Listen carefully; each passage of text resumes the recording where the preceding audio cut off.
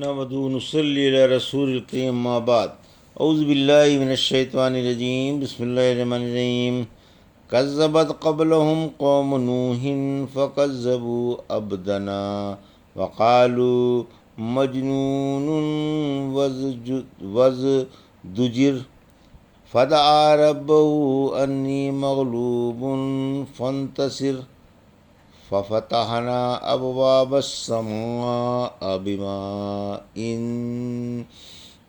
منہمر وفجرنا الارض عیونا فالتقى الماء على امر قد قدر وحملناه على ذات الواح ودسر تجری بأعیننا جزاء لمن کان کفر وَلَقَدْ تَرَكْنَاهَا آيَاتًا فَهَلْ مِن مُّدَّكِرٍ فَكَيْفَ كَانَ عَذَابِي وَنُذُرِ وَلَقَدْ يَسَّرْنَا الْقُرْآنَ لِلذِّكْرِ فَهَلْ مِن مُّدَّكِرٍ كَذَّبَتْ عَادٌ فَكَيْفَ كَانَ عَذَابِي وَنُذُرِ إِنَّا أَرْسَلْنَا عَلَيْهِمْ رِيحًا صَرْصَرًا فِي يَوْمِ نَحْسٍ مُّسْتَمِرٍّ تنزع الناس كأنهم أعجاز نخل منقعر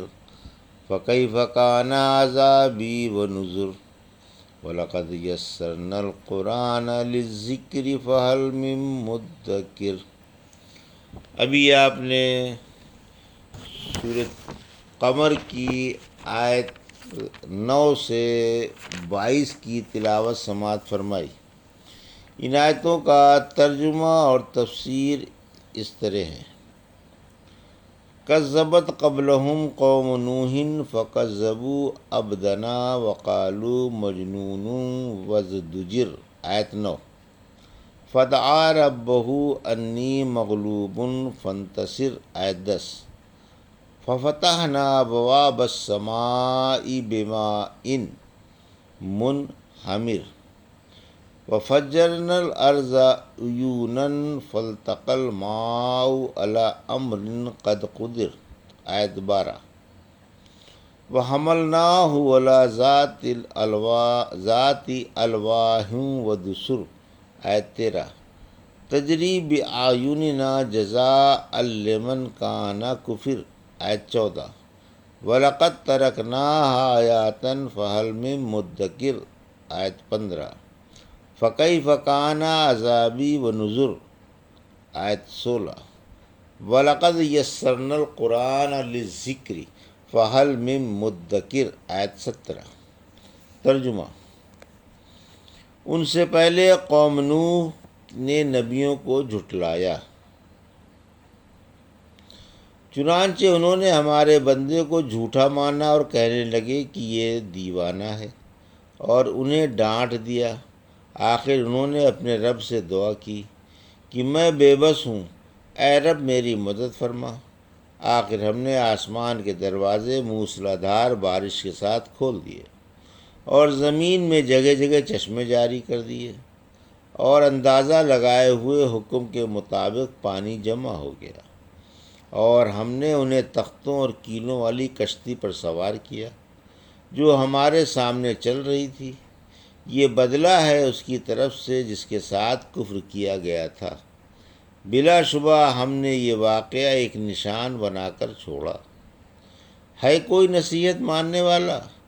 پھر میرا عذاب اور میرے ڈراوے کیسے رہے؟ بلا شبہ ہم نے قرآن سمجھنے کے لیے آسان کر دیا، اس لیے ہے کوئی نصیحت ماننے والا؟ یہ تھا ترجمہ سورہ قمر کی آیت 9 سے 17 کا تفسیر۔ آیت 9۔ رحمت عالم صلی اللہ علیہ وسلم کو تسلی۔ اس آیت میں رسول اللہ صلی اللہ علیہ وسلم کو تسلی دی گئی ہے کہ آپ سے پہلے قوم نوح نے بھی نوح علیہ السلام کو جھٹلایا اور ان پر دیوانگی کا الزام لگایا تھا، اور دھمکی دی تھی کہ اگر تم اس مجنونانہ حرکت سے باز نہیں آئے تو ہم تمہیں رجم کر دیں گے۔ نوح علیہ السلام کی اللہ سے مدد کے لیے دعا۔ آیت 10۔ آخر ہمارے بندے نے دعا مانگی کہ اے رب میں بے بس و کمزور ہوں، ان کا تنہا مقابلہ نہیں کر سکتا، اپنا دین غالب کرنے کے لیے میری مدد فرما۔ طوفان نوح کے روپ میں یہ دعا کی قبولیت۔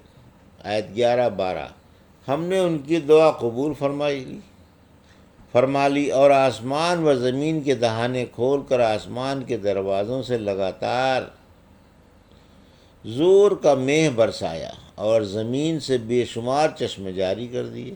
آسمان و زمین کا پانی ایک اندازے کے مطابق مل گیا اور زمین سے تنور تک سے بھی چشمے پھوٹ پڑے۔ ابن عباس فرماتے ہیں پانی ہمیشہ ابر سے برسا کرتا ہے، مگر اس دن آسمان کے دہانے کھول دیے گئے تھے۔ ایسی خطرناک بارش ہوئی، ایسی بارش نہ آج تک کبھی ہوئی تھی اور نہ قیامت تک کبھی ہوگی۔ بلا بادل آسمان سے مسلسل دھواں دھار بارش ہوتی رہی اور زمین سے بے شمار چشمے ابل پڑے۔ ایسا زبردست طوفان آیا کہ پہاڑوں کی بلند سے بلند ترین چوٹیوں سے بھی گزر گیا۔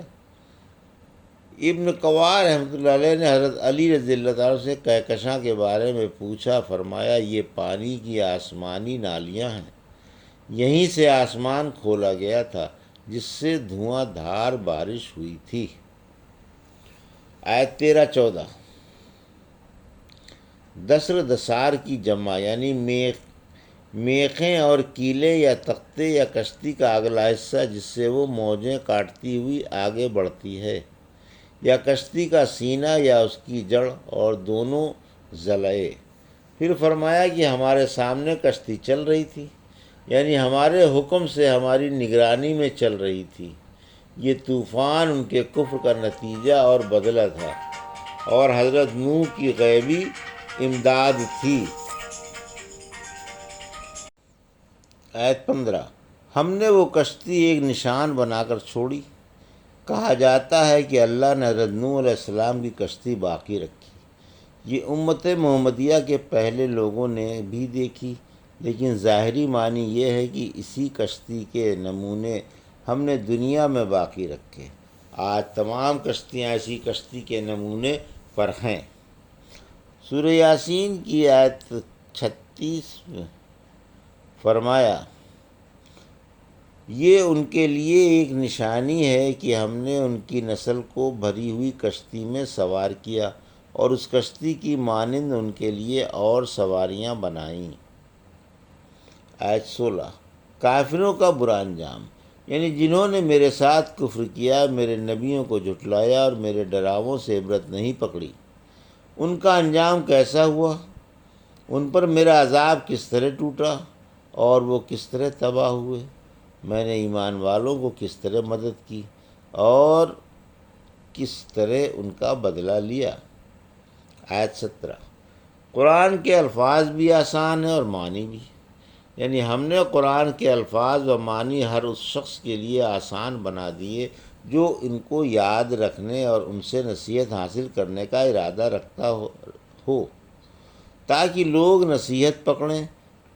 دوسری جگہ سورہ صاد کی آیت 38 میں فرمایا ہم نے آپ پر یہ برکت والی کتاب اتاری تاکہ لوگ اس میں غور کریں اور ارباب عقل اس سے عبرت پکڑیں۔ سورہ مریم کی آیت 19 میں فرمایا ہم نے قرآن کو آپ کی زبان میں آسان بنا دیا تاکہ آپ اس سے پرہیزگاروں کو خوشخبری سنائیں اور جھگڑالو قوم کو ڈرائیں۔ پھر فرمایا ہے کوئی طالب علم جو قرآن کا علم حاصل کرے جس کے الفاظ کا حفظ کرنا اور معنی کا سمجھنا بہت ہی آسان ہے، یا ہے کوئی جو گناہوں سے باز آ جائے، یا ہے کوئی طالب کی اس پر مدد کی جائے۔ کذبت عاد فکیف کان عذابی ونذر۔ آیت 18، انا ارسلنا علیہم ریحا صرصرا فی یوم ناحس مستمر۔ آیت 19، تنزع الناس کأنہم اعجاز نخل منقعر۔ آیت 20، فکیف کان عذابی ونذر۔ آیت 21، وَلَقَدْ يَسَّرْنَا الْقُرْآنَ لِلذِّكْرِ فَهَلْ مِن مُدَّکِرٍ، آیت 22۔ ترجمہ: عادیوں نے بھی نبی کو جھٹلایا، پھر میرا عذاب اور میرے ڈراوے کیسے رہے۔ یقین مانو ہم نے ان پر سخت تیز اور لگاتار ہوا ایک غیر برکت والے دن میں بھیج دی، جو لوگوں کو کھجوروں کے کٹے ہوئے تنوں کی طرح اٹھا اٹھا کر پٹخیاں دے رہی تھی۔ پھر میری سزا اور میرے ڈراوے کیسے رہے۔ یقیناً ہم نے قرآن کو نصیحت کے لیے آسان کر دیا ہے کوئی غور کرنے والا؟ یہ تھا ترجمہ آیت 18 سے 22 کا تفسیر۔ آیت 18، عادیوں کی ہلاکت، یعنی قوم نوح کی طرح عادیوں نے بھی اپنے رسول کو جھٹلایا تھا، آخر اللہ نے ان پر سخت آندھی کا عذاب مسلط فرما دیا۔ سرسرن یعنی سخت ٹھنڈی ہوا، یوم نحس یعنی وہ دن برکت سے خالی تھا۔ آیت 19، کیونکہ عذاب کا دن تھا، اس کی نحوست و عذاب کا سلسلہ 1 ہفتے تک جاری رہا، یا یہ عذاب اخروی عذاب سے جا ملا۔ آیت 20، اللہ کی پناہ ہوا کیا تھی؟ اللہ کا قہر تھا۔ ہوا انسان کو اٹھا کر اتنا بلند لے جاتی کہ وہاں وہ نگاہوں سے غائب ہو جاتا، پھر اس کو پلٹ کر سر کے بل زمین پر پٹکتی، جس سے اس کا دماغ کچل جاتا اور سر دھڑ سے الگ ہو کر جا پڑتا۔ یہ کھجوروں کے ٹھونٹ کی طرح پڑے رہ گئے۔ آیت 21، دیکھا اللہ کے عذاب کا انجام اور اس کے ڈراووں کا نتیجہ۔ آیت 22، ہم نے نصیحت ماننے والوں کے لیے قرآن کا سمجھنا آسان کر دیا ہے۔ یہ تھا سورہ قمر کی آیت 9 سے 22 کا ترجمہ اور تفسیر، جو بھی آپ نے سماعت فرمائی۔ بارک اللہ لی و لکم فی القرآن الحکیم، نفعنا ایاکم بآیات الذکر الحکیم۔